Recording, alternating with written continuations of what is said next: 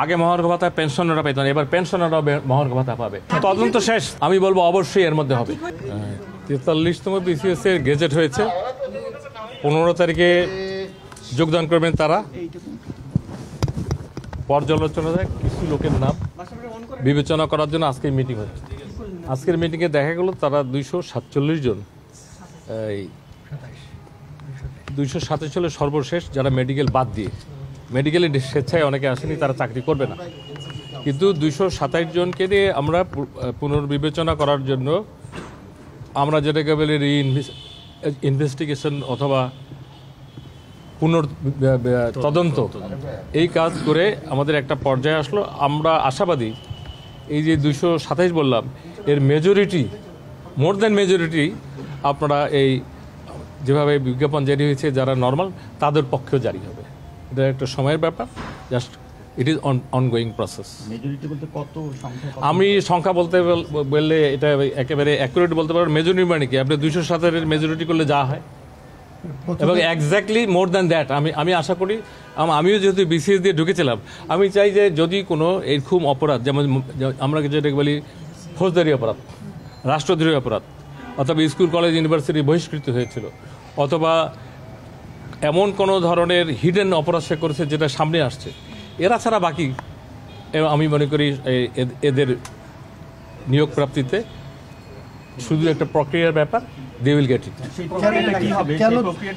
সেই প্রক্রিয়াটা, হ্যাঁ, আপনারা প্রক্রিয়াটা হলো জানেন, এখান থেকে যারা এই রিপোর্টে আজকে যে প্রজ্ঞাপনী মিটিং হলো, যারা সিলেক্টেড হলো, রিসিলেক্টেড হলো, এটা একটা সামারি যায়, সামারি চিফ অ্যাডভাইসার অফিসে যাবে, রাষ্ট্রপতি পর্যন্ত যাবে।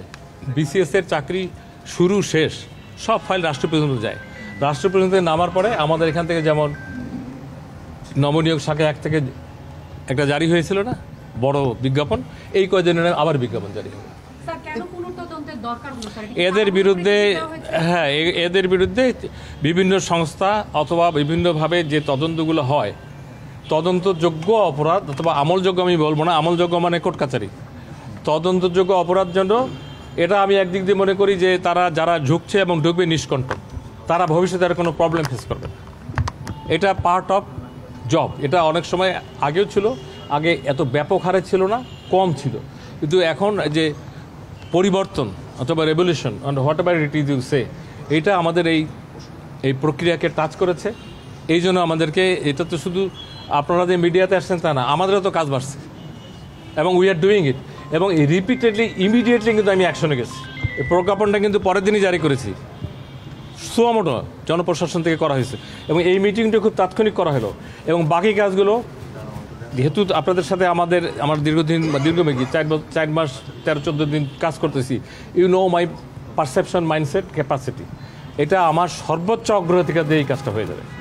এটার সাথে রুটি রুজির, একটা ছেলে একটা মেয়ে শুধু না, এটা তার পরিবারের রুটি রুজি রোজগার, অনেকে এটার পরে বিয়ে করবে, বাবা মার সংসার, কারো চিকিৎসা, তারপরে দীর্ঘদিনের লালিত আশা আকাঙ্ক্ষা, এটা যাতে বাস্তবায়ন করা যায়, সেখানে জনপ্রশাসনের তরফ থেকে সচিব হিসেবে আমি এবং আমার পুরা প্রশাসন তড়িৎ গতিতে কাজ করবে। আপনারা আমাদেরকে সহযোগিতা করবেন। Thank you very much. এটা বললাম যে শর্টেস্ট পসিবল টাইম, এটা যত সংক্ষিপ্ত সময় করা যায়। 2টা অফিস লাগবে, কিন্তু কীভাবে উল্লেখ করবে? এটা যাবে প্রধান উপদেষ্টার অফিস যাবে, রাষ্ট্রপতির অফিস যাবে, নামবে, জিও হবে। আমার হাতে থাকলে বলতাম কালকে। তদন্ত শেষ, তদন্ত আপনার 2-3 দিনের মধ্যে আমরা এই যে তালিকা আমরা আপনারা জানতে পারবেন। পুলিশের বিষয়টা আমি অনুরোধ করব, পুলিশের স্বরাষ্ট্র মন্ত্রণালয়ের সচিবের সাথে জিজ্ঞাসা করতে পারেন, ওখানে একজন মাননীয় উপদেষ্টা আছে, আবার নতুন আরেকজনকে বোধহয় সহকারী পদে দেওয়া হয়েছে। উনিও পুলিশেই ছিলেন, আমাদেরই সমসাময়িক, উনিও বাইরে ছিলেন এত বছর। ওনাদেরকে জিজ্ঞেস করে, পাশের বিল্ডিংয়ে পুলিশ।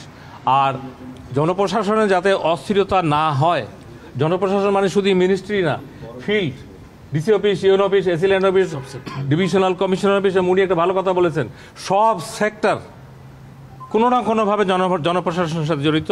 আর একটা মিনিস্ট্রি জড়িত, সেটা হলো ফাইন্যান্স। এই 2টা মিনিস্ট্রি সবার সাথে জড়িত। আপনারা যে আলোকে জিজ্ঞেস করছেন, যে পালসে জিজ্ঞেস করছেন যে কত তাড়াতাড়ি হবে, তার ডবল পালসে আমি উত্তর দিতে চাই, যে আশা করছেন টাইম তার আগে হয়ে যাবে। Thank you very much. মহার্ঘ ভাতা ইস্যুটা অর্থ মন্ত্রণালয়ের, যেহেতু আমি ওয়ান অফ দি মেম্বার, আপনারা আমার সাথে ফ্রেন্ডলি আচরণ করেন, এগুলো জানতে চান, সেই হিসেবে আমরা বলেছিলাম যে এটার কাজ শুরু হয়েছে, মিটিং আমরা হয়েছে, 2টা মিটিং হয়েছে। মহার্ঘ ভাতাটা ভেরি রিসেন্টলি হবে। এবারে একটা যেটা ব্যতিক্রম হবে, আগে মহার্ঘ ভাতা পেনশনাররা পেত না, এবার পেনশনাররাও মহার্ঘ ভাতা পাবে এবং একটা রিজনেবল পাবে। এবং পরের বছর যখন তার ইনক্রিমেন্টের সময় আসবে, এই মহার্ঘ ভাতাটা তার বেসিকের সাথে যোগ হবে। আমি একটা কথার উত্তর দিতে পারবো, উনি জিজ্ঞেস করছেন এই বাজেট মানে হলো 30শে জুন, আমি বলবো অবশ্যই এর মধ্যে হবে। আর 2 নম্বর হলো পার্সেন্টেজ, এটা আমি অনুরোধ করবো পাশের বিল্ডিং অর্থ মন্ত্রণালয় জানেন, অর্থ উপদেষ্টা অথবা অর্থ উপদেষ্টাকে আপনাদের প্রায় প্রশ্ন করেন দেখিয়ে, অথবা অর্থ সচিবকে বলেন, he is a very fine gentleman, হাসতে হাসতে উত্তর দিবে। আমাকে তো জিজ্ঞেসই করবেন এই অর্থ বছর মানে হলো জুন, তার আগে হবে ইনশাল্লাহ। এটা হলো, আমি যদি বলি অনুমান করে বলা আমার ঠিক না, এটা আপনার অর্থ উপদেষ্টা অথবা অর্থ সচিব আমার চেয়ে বেশি অথেন্টিক, কেন তারাও পাবলিক, আমিও পাবলিক, আপনারাও পাবলিকের হয়ে কাজ করতেছেন। আপনাদের মাধ্যমে যখন এই খবরটা এখনই মানুষ জানবে, সবাই খুশি হবে। Thank you very much.